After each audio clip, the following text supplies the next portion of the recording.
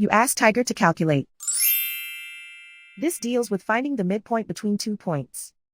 The midpoint between the 2 points is -2, -9.5. Let's solve it step by step. Plot the 2 points and calculate the midpoint using the formula. The coordinates of point 1 are x1 equals -17, y1 equals 44. The coordinates of point 2 are x2 equals 13, y2 equals -63. PM represents the midpoint of the 2 points.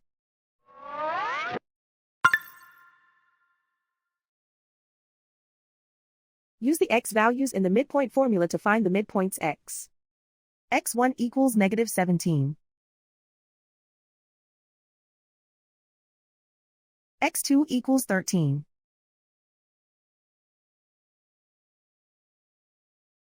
Simplify the arithmetic.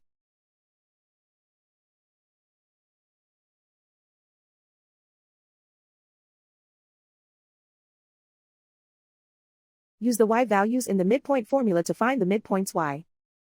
y1 equals 44.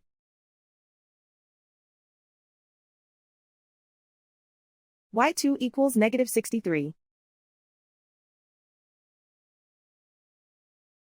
Simplify the arithmetic.